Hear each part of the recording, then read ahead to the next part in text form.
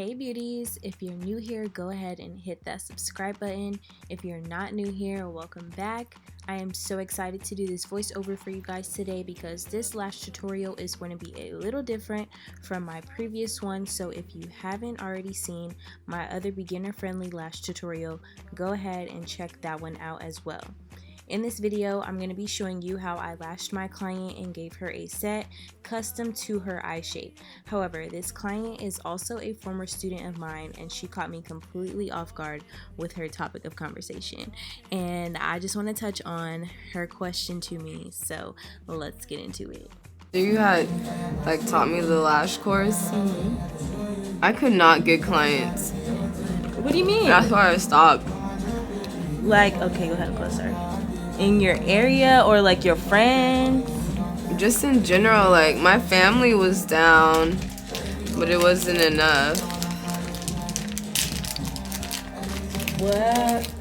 Yeah. 'Cause honestly, what did you make a... Okay, so my client had taken a lash course with me previously, and I honestly hadn't heard from her since her training. She didn't start out as a client at first, like she's never gotten her lashes done with me prior to this appointment. So for her to book, I was like, wow, haven't heard from her in a long time.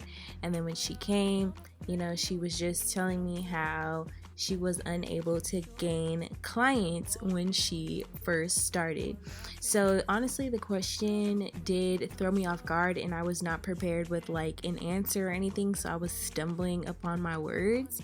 And I started just going down the list of things like, did you make an Instagram page? Were you running ads? Were you doing this? Were you doing that? But honestly, even when I first started, I had most of my support was from friends and family, and then I was able to get strangers to book with me off of the sets that I was posting consistently. So while I was cleansing her lashes, I was honestly just trying to explain to her that after the lash course, it's kind of up to you as an individual and how bad you want it to go out and really promote yourself to gain clients. Gaining clients can be and is and still is for me one of the hardest things as an entrepreneur, as a service provider. And I think the most important thing rather than gaining clients is retaining the clients that you have. I've ran through hundreds of clients, I've serviced hundreds of people, but how many of those people came back? So as I learned to be professional and how I learned to communicate to clients and deal with conflict, I was then able to retain more of a clientele. But in the beginning, I had a lot of clients that came once and never came back again.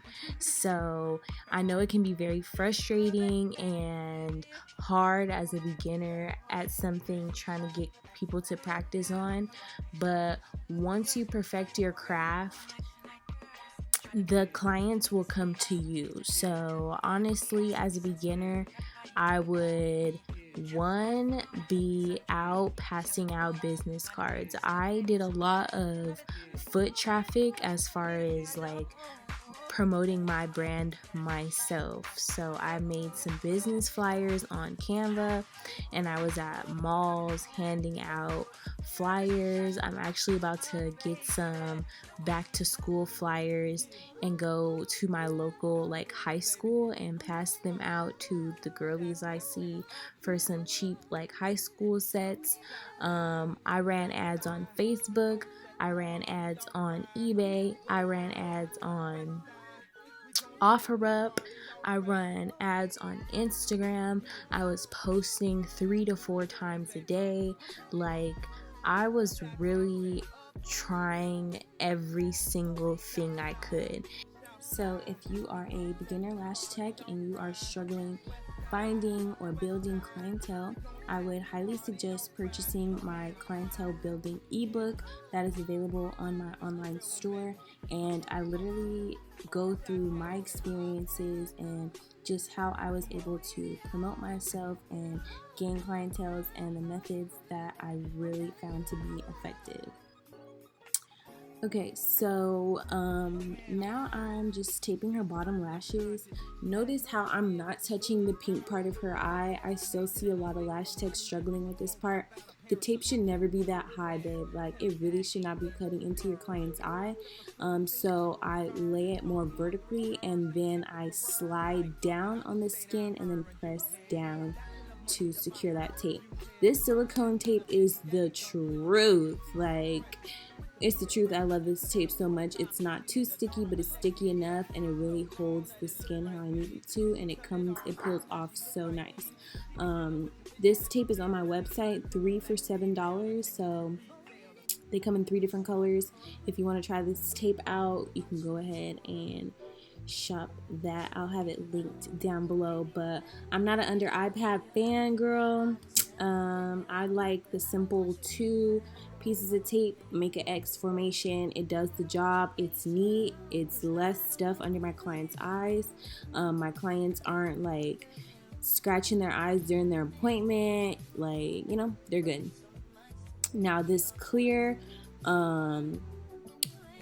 PE pour tape, I love it. It's a little rough on the brows, so sometimes I put an adhesive wipe over the eyebrow to make sure the tape isn't laying on any of the hairs.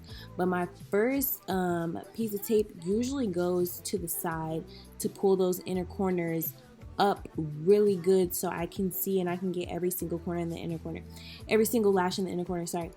But the inner corner is literally the most important section, y'all. So if you're scared of the inner corners, I'm gonna need y'all to stand up and, like, you know, put your chest out, okay?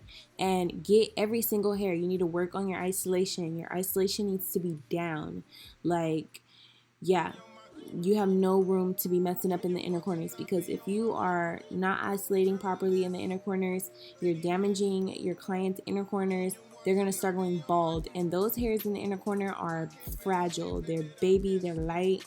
So if you rip them out too many times, even once, the chances of them growing back are literally way lower than all the other lashes. So your isolation needs to be down, and you need to make sure you're using a fast drying glue. If you're using a 2-second glue, I don't know, but I'm not a fan. 2-second glue is okay to learn with, but in reality, you need to be using a faster drying glue so your work is neat and it's clean. So yeah, I would definitely suggest, I use a 1-second dry time glue. My honeydew adhesive is a 1-second dry time glue. I love it. Isolate, place, it's cured, it's good to go. You can move on to the next lash. But you also should not be working with lashes right next to each other anyways, so you can avoid stickies. Right now I'm just going through with my primer. Y'all, this primer is the truth. Everybody knows. They love it so much. It smells like peach rings. My clients love it. I usually get the little micro swab and swift it under their nose so they can inhale, and they're like, it smells so free and good. And I'm like, yeah, I wonder what that is. Whole time, it's my products, period. Okay, so went ahead, primed her lashes, top and bottom. You want to make sure you do the top and bottom. Notice how my client's eyes are drifting open just slightly, a little bit. Mind you, we were talking, so just want to let you guys know this is like the result of talking during your appointment. Your eyes will move, they'll flutter up and down, open, exposing your eyes to a little bit more fumes than usual, which is all normal things. So if there's slight redness at the end of the appointment, that would be the result of that. Okay, so taking a look at the overhead view again of my client, just looking at her, I can tell she has round almond eyes, but something that sticks out to me is that they're a little bit protruding. So knowing this, I'm going to use softer curls and avoid using stronger curls like D and Didi because her eyes are already wide and open and we don't want her looking like even more alert. So I think a C and a CC curl would really look nice and accentuate her eye shape. So I went in with those curls, and I also stuck to an open eye type mapping. She has a wide set eye structure, so I didn't want to make her eyes look even further apart than they already are, which a cat eye would have done that. So I decided to use an open eye style mapping for her particular eye shape. If you're a lash tech who struggles with identifying eye shapes or customizing layering, styling, and mapping, you can also find some ebooks on my website for those topics.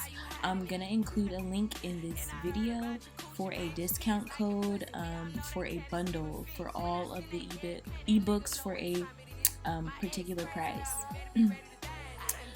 But my taping methods were all the same. Everything's the same. So if you haven't checked out my last beginner lash tutorial video, please go check that out. It's a little bit more detailed, and I show you other things like how I tape up the lashes for layering and the lash trays I use. Also, I recently just restocked on my lash trays, so go get those because I'm telling y'all now, they be selling out for a reason, okay? The softest, lightweight, darkest plush trays. I love them so much. They give me the most textured sets, wispy sets ever, just effortlessly. And I love my vendor to death, okay?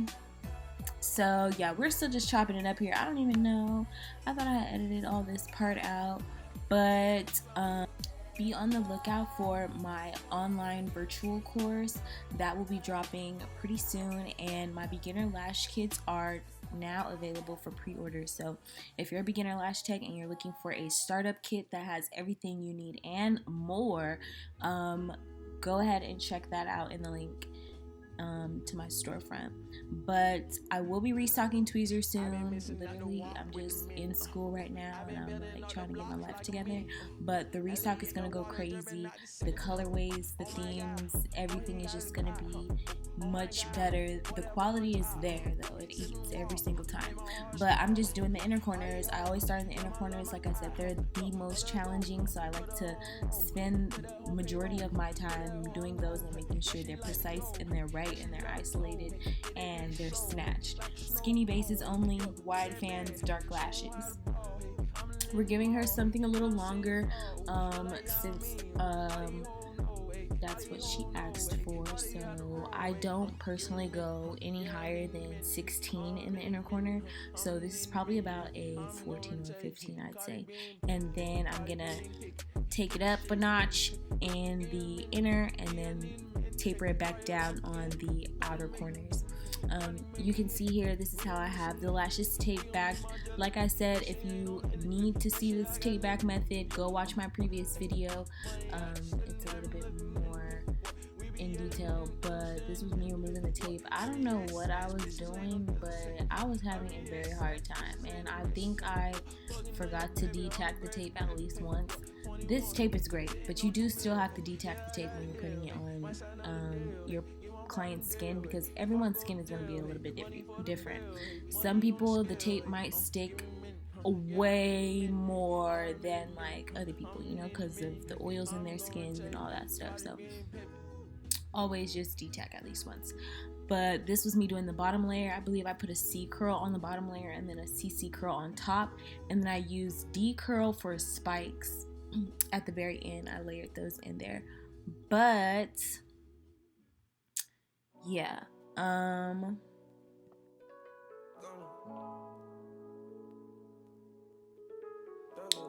I'm just gonna change my tape around to maneuver and manipulate the lashes in a way that makes more sense for me and how I want to lash, since now I'm moving on to the upper layer or the mid layer of lashes. I need them to stand up straight off of the tape and make it easier for me to isolate. So I'm just going in with that same piece of tape that I used in the inner corner, and I'm just changing the direction. Since I have already tacked this tape down, it's less tacky, so I can put it over the eyebrow and it won't damage. But this is the final look for this set. I will be updating my lash styling and mapping ebook soon with some more mappings. But this mapping aid, I loved it so much. It was kind of like a wispy wet set vibe. It was given fluffy wet set vibe, like I'd say that. But you can see the texture, you can see the spikes. I just love how it came out. So if you like this video, don't forget to leave me a thumbs up, comment, let me know if you have any questions down below on any of the ebooks or any of my beginner kit information. And yeah, I hope you guys all learned something in this video. Go ahead and follow me on Instagram and TikTok. Stay tapped in. And yes, thank you so much for watching. I got a chain and some sun, and I jab all over my other one. Shout eating crazy, we way in London. Back a hat, take the yard like a Farrakhan.